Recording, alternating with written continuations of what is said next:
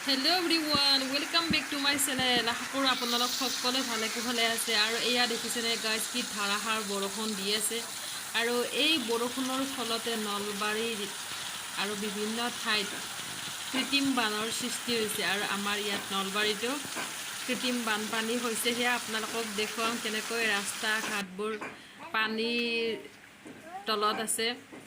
এয়া দেখিছেনে গাইজ ৰাস্তাত পানী উঠিছে আৰু ৰাতিলৈকে ইয়াতকৈ হয়তো পানী বাঢ়ি যাব পাৰে।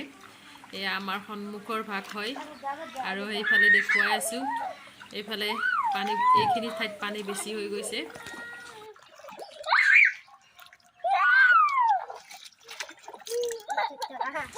আচলতে পানীবিলাক ওলাই যাব পৰা ৰাস্তা নাই যে, সেইকাৰণে পানীবিলাক এনেকৈ জম খাইছে, পানীবিলাক ওলাই যাব নোৱাৰে। আৰু যোৱা বছৰৰ নিচিনা পানী হ'লেতো ইয়াতে বহুত বেছি দিগদাৰী হ'ব, কাৰণ যোৱা বছৰতো বানপানী হৈছিল, মথাউৰি ভাঙি পানী সোমাইছিল। এইবাৰ যদি তেনেকুৱা হয় তেতিয়াহ'লে যোৱা বছৰতকৈ ভয়ানক হ'ব। এয়া দেখিছেনে গাইজ, এয়া বৰষুণৰ ফলত ইমান পানী হৈছে, ৰাস্তাৰ ওপৰেৰে পানী বাগৰি আছে। এইবাৰ যদি নদীৰ পানী আহিব লাগে তেতিয়াহ'লে অৱস্থা একেবাৰে বেয়া হৈ যাব, মানুহবিলাকৰ বস্তু বাহিনীবিলাক একেবাৰে বৰবাদ হৈ যাব। যোৱা বছৰ বহুত লছ হৈছে, মানুহবিলাকৰ বস্তু বাহিনী ডুবি গৈছে, আমাৰো কিছুমান ডুবি গৈছে, বেয়া হৈ গৈছে।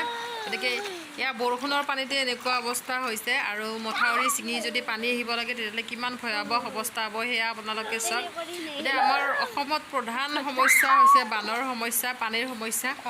গতিকে এই সমস্যা কেতিয়ালৈকে দূৰ হয় সেয়া নাজানো, তথাপিতো আশা কৰিছোঁ যেন অতি সোনকালে এই বানপানীৰ সমস্যাটো নাইকিয়া হওক। আৰু আপোনালোকক মই অকণমান দেখুৱাই দি আছোঁ, আপোনালোকে চাই থাকক একেবাৰে শেষলৈকে।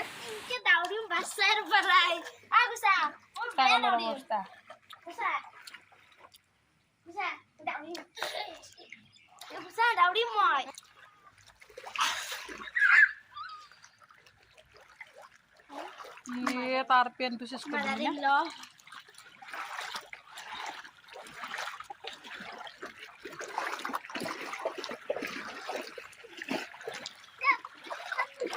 पंछी बनूं उड़ती फिरूं मस्त गगन